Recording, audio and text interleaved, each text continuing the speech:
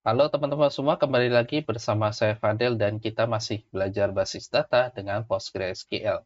Di video kali ini kita akan mulai membuat tabel setelah sebelumnya kita mengenal bagaimana sintaks SQL dan aturan penulisannya.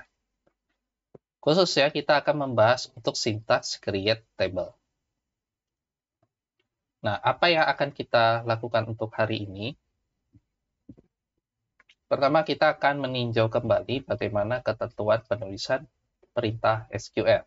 Yang kedua, kita akan membahas sekilas tahapan bagaimana kita memasukkan data ke basis data, lebih tepatnya masuk ke dalam tabel. Yang ketiga, kita akan membahas sintaks create table untuk membuat tabel. Yang keempat, kita akan membahas tipe data dan constraint ya, karena ini dua bagian yang dibutuhkan saat membuat tabel. Yang kelima, kita bisa menghapus tabel nantinya dengan drop table.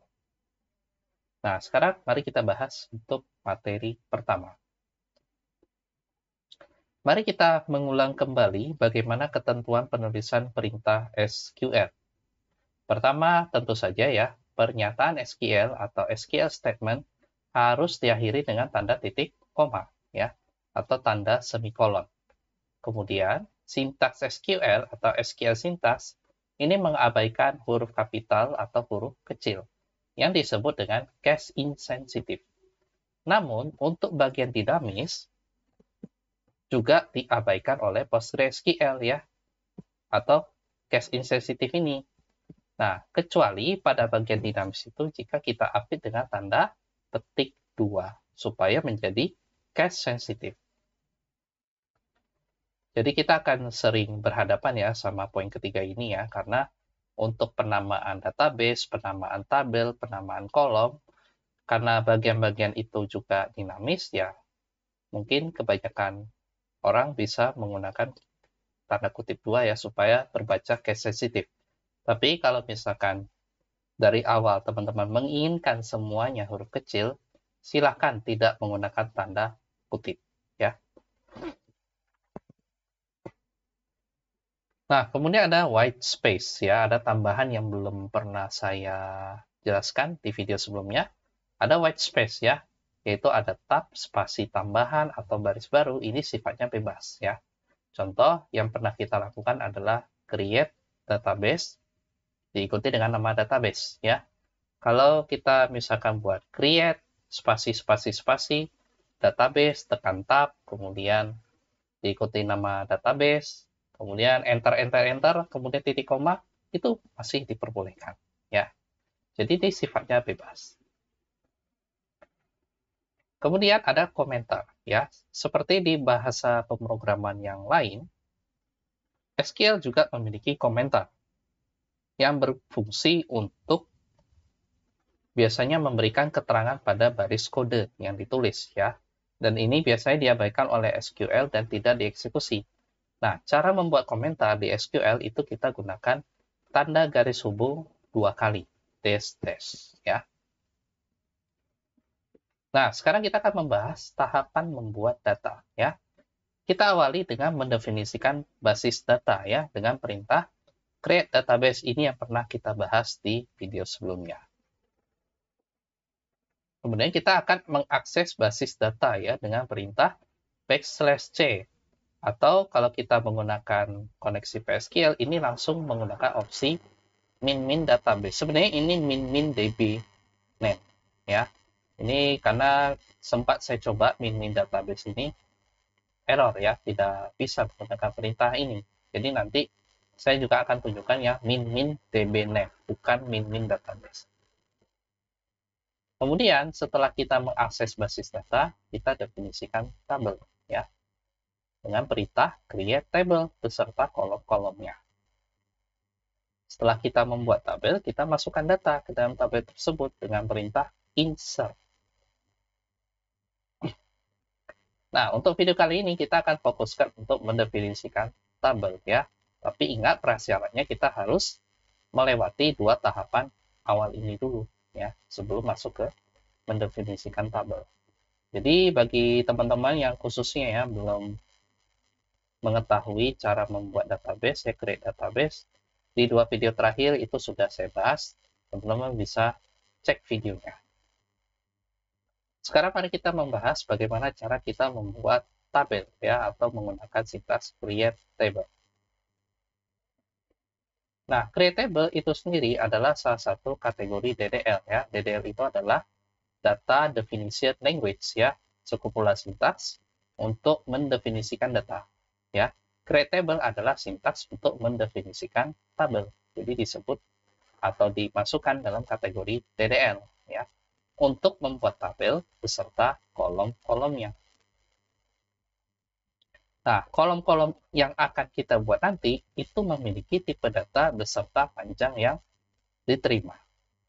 Selain itu, kolom-kolom yang akan dibuat nanti juga memiliki aturan tertentu yang akan menjadi batasan untuk kolom yang kita buat nanti ya, atau yang nanti kita sebut dengan constraint. Untuk constraint ini juga akan kita bahas di video ini juga ya. Nah, sekarang kita bahas terlebih dahulu mengenai tipe data atau data type ya. Walaupun mungkin teman-teman yang belajar pemrograman pasti juga tidak asing ya dengan tipe data ya, atau data type ini. Kita akan bahas bagaimana konsep tipe data di SQL ya, khususnya di PostgreSQL. Nah, tipe data adalah jenis nilai atau bentuk nilai yang dapat diterima oleh kolom pada suatu tabel ya. Jadi nanti bentuk-bentuk nilai yang kita inginkan nanti di sinilah tipe data ditentukan. Nah, ada beberapa jenis tipe data yang umum ya. Ada yang numerik yang berbentuk angka, ada yang karakter ya, atau tipe yang berbentuk karakter atau teks. Kemudian ada date time ya, yaitu tanggal dan waktu. Ada tipe data boolean ya, yang ada nilai true atau false saja. Kemudian masih ada tipe-tipe lain yang lebih kompleks dari yang sebelumnya ya, seperti array, JSON, enumerate, binary, dan lain sebagainya. Nah, tipe data ini teman-teman nanti bisa lihat di dokumentasinya PostgreSQL ya. Nah, saya akan tunjukkan dulu ya dokumentasinya. Jadi supaya nanti kita belajarnya langsung ke dokumentasi ya. Pertama akses postgresql.org.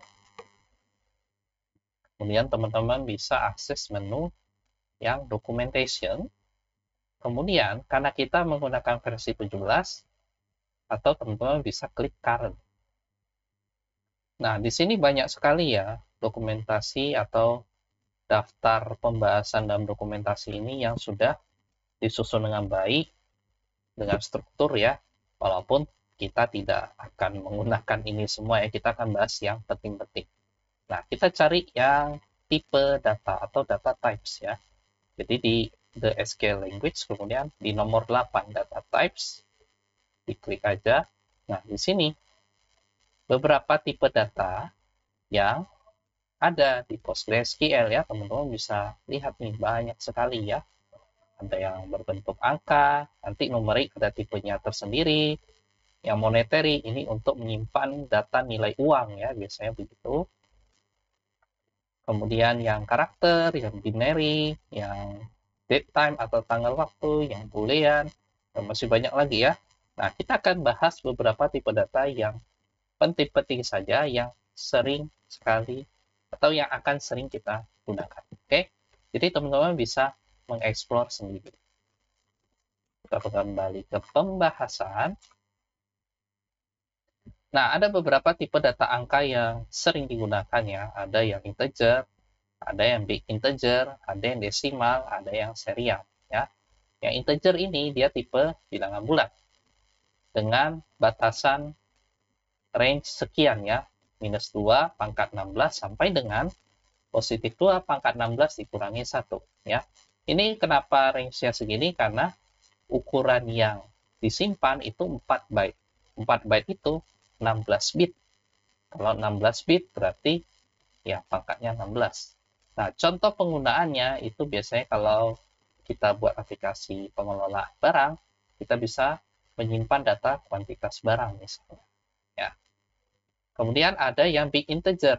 Nah, big integer ini nilai yang bisa dimasukkan ini bisa lebih besar lagi dari integer. Kenapa?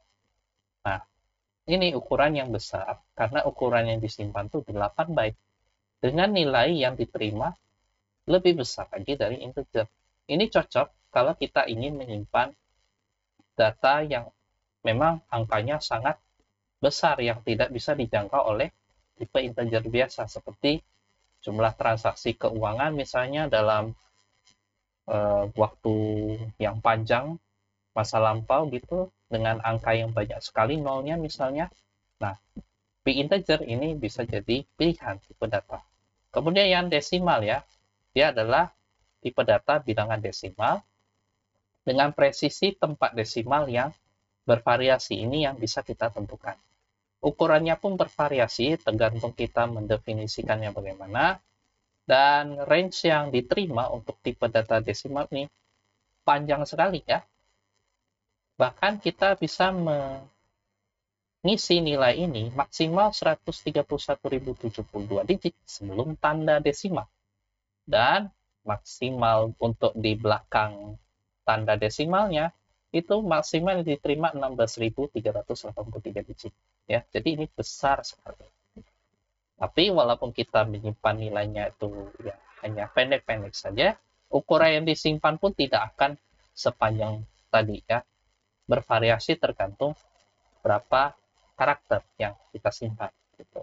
Contoh penggunaannya seperti suhu ruangan ya, misalnya kalau teman-teman buat aplikasi cuaca atau aplikasi sistem IoT gitu yang ada sensor suhunya dan suhu tersebut itu dibaca oleh sistem dan disimpan ke database dengan bilangan yang ada angka desimalnya. Misalnya suhu ruangan 25,3 derajat Celcius ya, bisa disimpan di sini.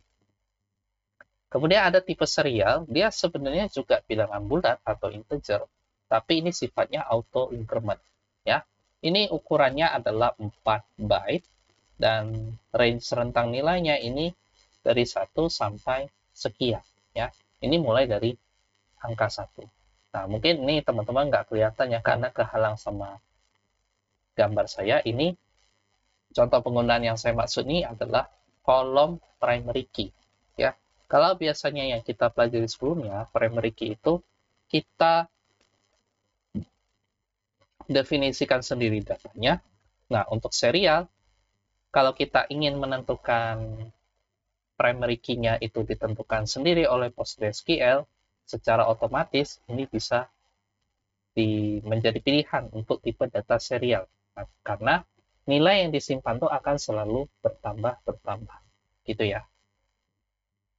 Nah, kita akan beralih ke tipe data karakter atau teks ya. Di sini yang sering digunakan ada char, varchar, sama teks ya. Saya akan menjelaskan perbedaan char dan varchar. Kalau untuk char, dia adalah tipe karakter yang ukurannya selalu tetap ya. Sebesar berapa? Sebesar n karakter sesuai yang kita definisikan nanti parameter n ini gitu. Jadi misalnya kalau ada tipe data char yang ukuran yang kita tentukan 10 karakter, apapun yang kita masukkan datanya, maka disimpan ke dalam memori atau storage, ya sebesar 10 juga. Walaupun mungkin yang kita simpan itu 1 huruf, 2 huruf, ya. PostgreSQL atau beberapa sistem basis data lainnya ya menganggap itu 10 yang disimpan gitu. Nah, ini bisa dipakai kalau memang contoh penggunaannya itu yang memiliki panjang karakter yang selalu tetap ya. Contohnya untuk penggunaan nomor identitas ya. Misalnya kalau NIK dalam suatu nomor identitas itu kan selalu 16 digit ya. Tidak bisa lebih, tidak bisa kurang ya. Kemudian kalau untuk varchar, panjang teks yang disimpan ke memori ini bergantung pada teks yang disimpan gitu. Jadi misalnya batas maksimal yang ditentukan misalkan 10 karakter. Nah, kalau kita menyimpan data panjangnya 6 karakter, yang disimpan ya sesuai 6 karakter. Tapi kalau misalnya teman-teman menyimpan data yang panjangnya 1 karakter, yang disimpan ya 1 karakter gitu, atau 1 byte ya. Tapi kalau asalkan ya mencapai memenuhi ketentuan maksimal n karakter yang didefinisikan ya. Jadi ini cocok untuk penggunaan data yang panjang karakternya dinamis, selalu berubah-ubah. Misalnya nama lengkap. Nama lengkap siswa itu kan, atau nama lengkap orang lain itu kan tidak selalu sama panjang karakternya. Ada yang pendek, ada yang panjang ya. Tapi kalau misalnya maksimalnya data yang dimasukin itu melebihi n yang ditentukan, biasanya yang diambil itu ya dipotong sampai maksimal panjangnya saja. Ya. Atau nanti kita akan coba ini ketika kita belajar untuk memasukkan data. Kemudian kalau teman-teman ingin menggunakan atau menyimpan data yang panjang karakter yang tidak terbatas, panjang sekali ya, ini kita bisa gunakan tipe data teks ya. Contoh penggunaan yang cocok ini kalau kita ingin menyimpan data alamat tempat tinggal, atau misalkan konten blog, konten berita ya, yang tentu saja kan kalau isinya itu kan panjang sekali, bisa beribu-ribu kata. Nah, tipe data teks ini menjadi tipe data yang cocok ya, karena ukurannya ini tidak dibatasi. Nah, ada tipe data yang tanggal dan waktu ya. Beberapa diantaranya ada timestamp, date, time interval ya. Kalau untuk timestamp ini tipe data yang mengandung tanggal dan waktu, dan bisa juga ditambahkan zona waktu secara opsional ya. Contoh penggunaannya ya seperti ini ya. Ada tanggalnya 23 Mei 2025 dan ada jamnya atau waktunya. Nah, kalau kita ingin menyimpan data tanggal saja, tidak menyimpan data waktu, kita bisa menggunakan tipe data date ya. Ini contoh penggunaannya, misalnya kalau teman-teman ingin menyimpan data tanggal peminjaman buku misalnya ya. Kalau kita butuh tanggalnya aja udah cocok menggunakan tipe ini. Atau teman-teman ingin menyimpan data tanggal lahir.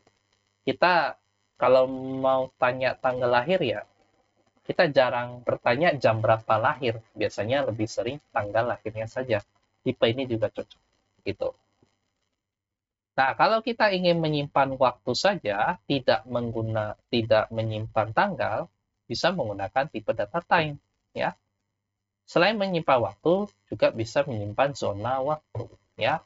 Ini contoh nilainya. Walaupun beberapa bentuk representatif dari tipe-tipe ini ada berbagai macam variasi ya. Nanti teman-teman juga bisa cek sendiri di dokumentasinya. Ini baru salah satu contoh nilai aja yang ditampilkan di sini. Nah, contoh penerapannya itu kalau misalkan teman-teman ingin menyimpan data jam sesi pembelajaran ya, atau misalkan jam keberangkatan ya, yang sifatnya rutin biasanya itu. Nah, ada juga tipe interval ya. Ini untuk menyimpan interval atau durasi waktu. Nah, contoh nilainya 1 hour 30 minutes ya, 1 jam 30 menit. Ini teman-teman bisa gunakan, cocok kalau misalkan teman-teman ingin menyimpan misalnya durasi sesi atau durasi perlombaan ya. Silakan saja menggunakan interval. Kemudian untuk tipe data boolean ya. Ini hanya satu tipe saja di PostgreSQL, yaitu boolean. Nah, tipe ini menyimpan nilai true atau false. Nah, yang menariknya di PostgreSQL, kita bisa menyimpan nilai true maupun false dalam beberapa bentuk ya. Kalau kita ingin menyimpan nilai true, kita bisa merepresentasikan nilai ini dengan menyimpan nilai yes atau true atau on atau satu ya. Sebaliknya, untuk representasi false ya, kita bisa menggunakan lawan dari yes, no. True berarti false, ya. Kalau ini on berarti off. Kalau ini angka 1 berarti no. Jadi bukan hanya sekedar true false saja, tetapi teman-teman bisa memilih salah satu dari nilai ini yang ingin disimpan untuk kolom yang tipe datanya boolean, ya. Tapi kalau saya pribadi, saya lebih menggunakan true atau false, ya, karena supaya saya tahu bahwa yang saya simpan ini ya tipenya di boolean gitu. Nah, sekarang mari kita mulai membahas untuk sintaks create table, ya, untuk membuat tabel. Nah, syarat untuk membuat tabel ini kita harus masuk ke database yang bersangkutan dengan perintah \c nama database, ya. Cara menggunakannya, kita tulis create table, kemudian diikuti dengan nama tabel. Ini bagian yang dinamis, ya. Kalau teman-teman mau case sensitif, teman-teman bisa kasih tanda kutip di antaranya. Kemudian buka tanda kurung, terus teman-teman definisikan kolom-kolomnya, ya. Jadi di sini nama kolom pertama, kemudian spasi atau teman-teman bisa pakai tab, ya. Kemudian diikuti dengan tipe data yang sudah kita bahas. Kemudian teman-teman kasih spasi atau tab lagi untuk menentukan constraint, ya. Kolom kedua seperti itu, ya. Jadi setiap kolom yang didefinisikan ini harus dipisahkan dengan tanda koma, ya. Kemudian teman-teman bisa ke baris baru lagi, kasih nama kolom 3, tipe datanya apa, constraint apa, dan seterusnya. Sampai kira-kira kalau teman-teman merasa sudah cukup, tutup kurung, ya, kasih tanda tutup kurung. Jadi ini kan kurung buka, kurung tutup, kemudian akhiri dengan tanda titik koma. Nah, ada beberapa perintah PSQL yang terkait, ya, terkait dengan tabel. Pertama ada \d. Ini untuk melihat daftar tabel yang sudah dibuat sebelumnya. Kemudian ada \d diikuti dengan nama tabel. Ini untuk melihat informasi mengenai tabel yang bersangkutan, ya. Seperti tabel yang sudah kita buat tadi, kita mau lihat lagi tabel ini, apa saja kolomnya, apa saja tipe datanya, constraint-nya bagaimana, siapa yang menjadi primary key-nya, dan lain sebagainya. Nah, kita akan bahas untuk constraint, ya. Constraint ini adalah aturan atau batasan yang diberikan pada kolom dalam tabel. Tujuannya untuk menjaga integritas dan konsistensi data. Jadi, ketika kita ingin memasukkan data ke dalam tabel, ya kita tidak bisa mengisinya secara sembarangan, ya. Misalnya, kalau kita punya data siswa, tidak mungkin nomor induk dikosongkan, tidak mungkin nama lengkap dikosongkan, tidak mungkin misalnya jenis kelamin datanya dikosongkan, itu tidak mungkin. Makanya kita harus memberikan aturan atau batasan yang jelas kepada kolom itu, supaya terjaga integritasnya dan data yang dimasukkan nanti itu konsisten. Contoh kasus, kolom nomor induk pada tabel siswa tidak boleh sama, ya, karena nomor induknya tidak mungkin sama, maka harus bersifat unik dan dia merupakan atribut utama atau primary key.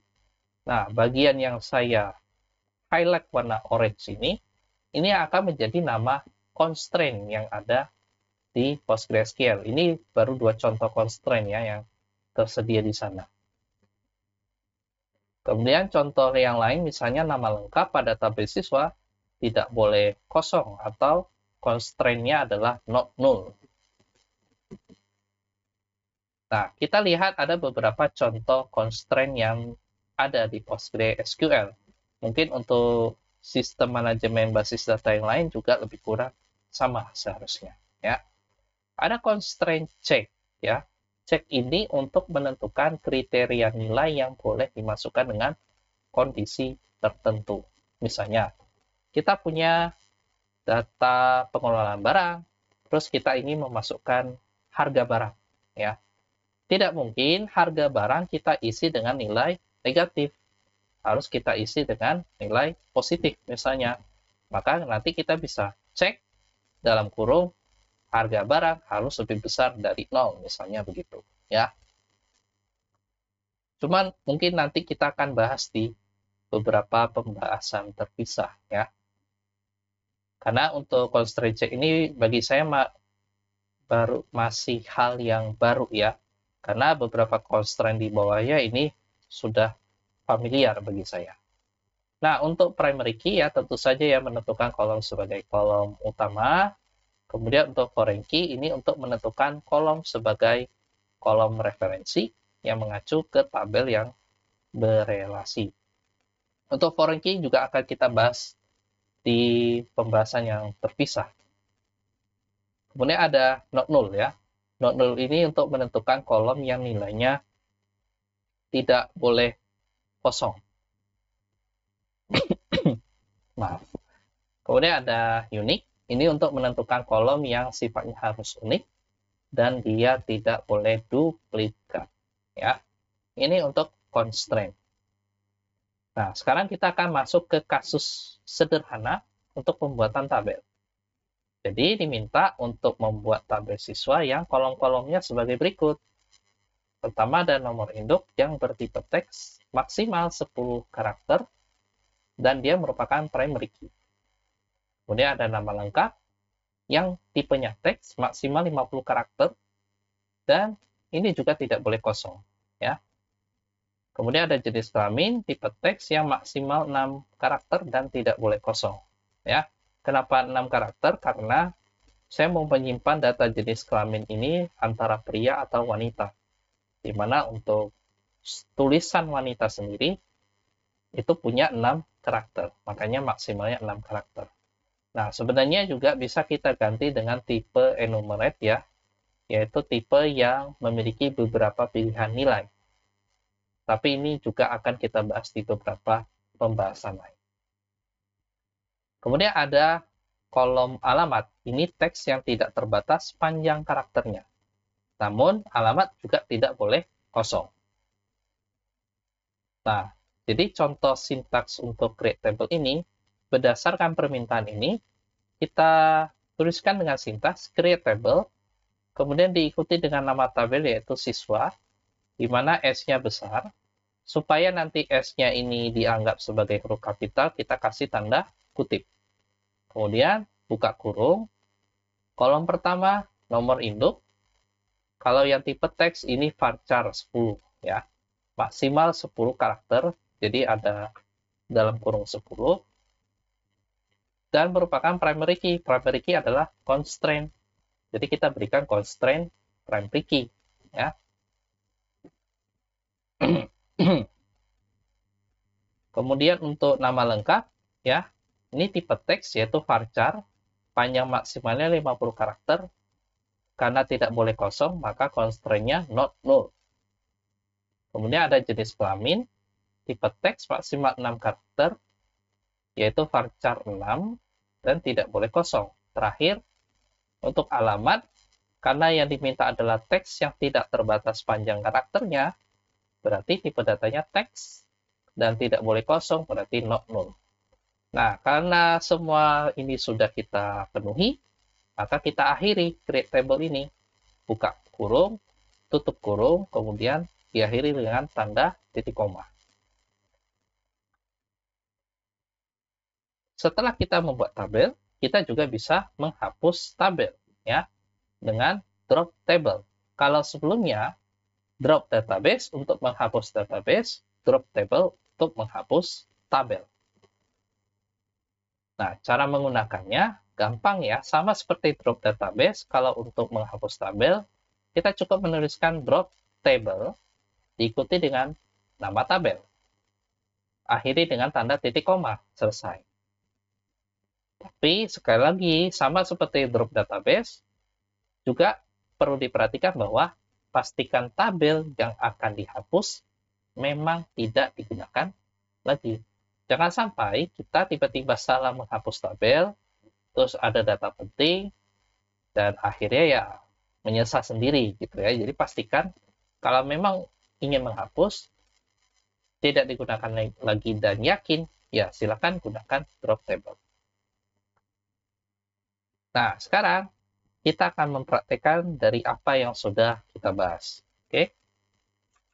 Sekarang saya akan kembali ke aplikasi terminal ya. Mungkin kita bisa sambil mencari ya dokumentasi untuk membuat tabel. Ini referensi kebanyakan saya ambil dari dokumentasinya PostgreSQL ya. Jadi teman-teman harus selalu membaca dokumentasi. Oke, saya coba cari di sini data definition, table basic, kemudian ya ini ya. Ini create table tadi ya. Seperti yang dibahas, nanti teman-teman bisa baca. Sekarang kita akan praktek. Kita masuk ke aplikasi PSQL ya. Saya pastiin dulu. Oke. PSQL min U besar root. Bukan root ya, maaf. Postgres. Kalau root itu untuk MySQL ya. Postgres, passwordnya masukkan.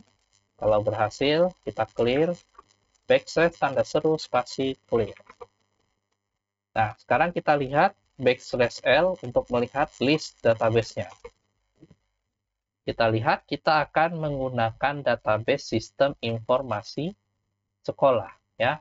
Nah, kita keluar dari sini, tekan Q, kemudian supaya ini kita terkoneksi ke sistem informasi sekolah, kita gunakan backslash C, C itu connect, kemudian nama database-nya sistem underscore informasi underscore sekolah. Nah, karena sekarang database yang sedang aktif itu pastinya Postgres ya, ini secara default. Nah, kita mau alihkan ke sini. Setelah kita tekan enter, sekarang kita sudah berhasil koneksi ke database ini dengan user masih Postgres ya. Nah, kalau teman-teman lihat ya, sini sudah masuk ke database sistem informasi sekolah. Nah, saya akan tunjukkan cara kedua untuk koneksi ke database ya. Kita keluar dari aplikasi PSQL-nya yaitu backslash Q. Enter, kita clear. Artinya balik lagi ya ke terminal biasa. Kita masih menuliskan sintaks yang seperti ini ya. PSQL min U besar, username-nya Postgres.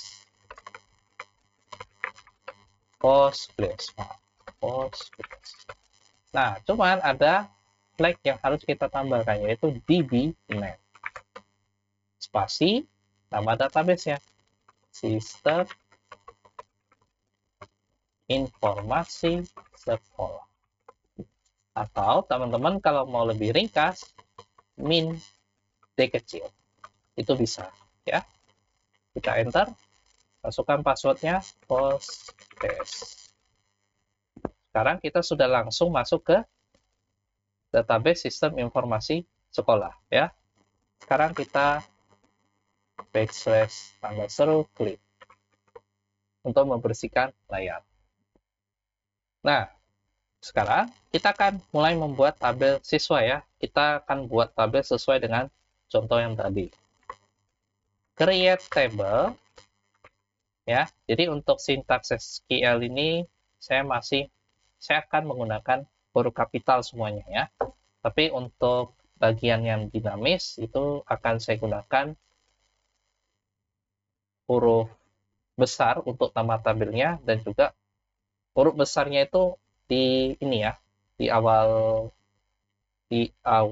huruf, di awal kata, tapi untuk nama kolomnya itu saya akan buat semuanya huruf kecil.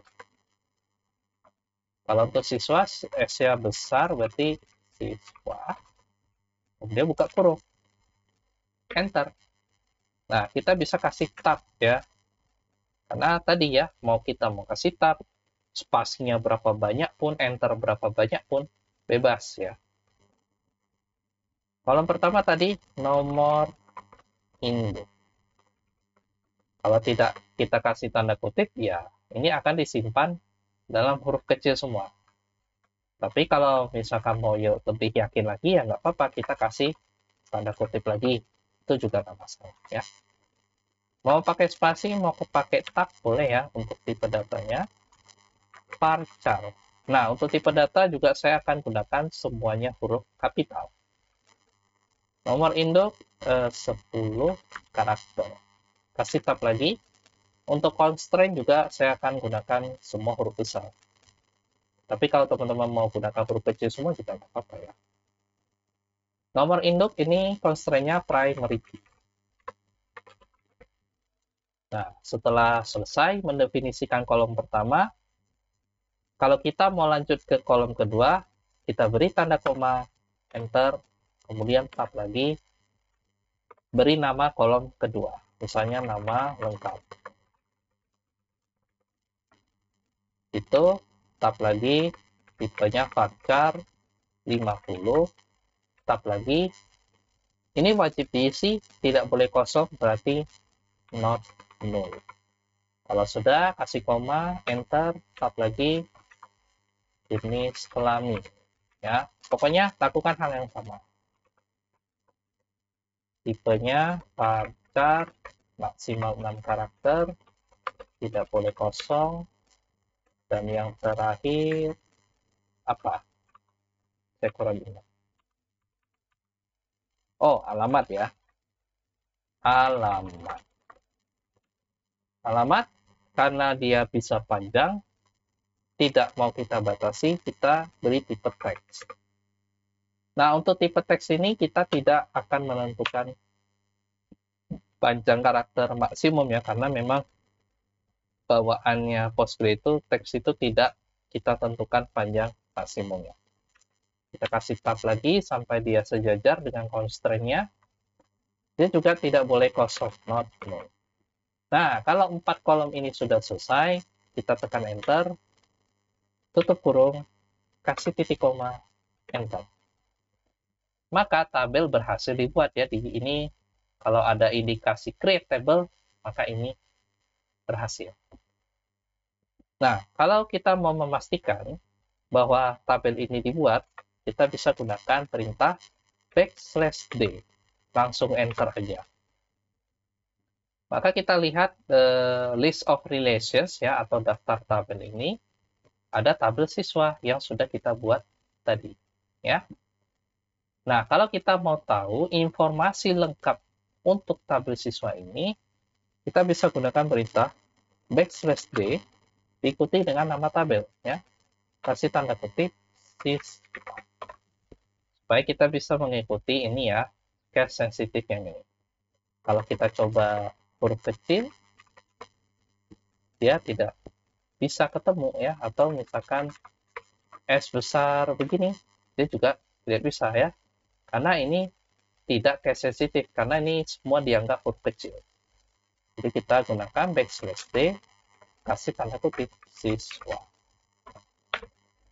Nah, kalau kita lihat informasi untuk tabel siswanya, itu kita sudah mendefinisikan kolom seperti yang sudah kita tentukan sebelumnya ya.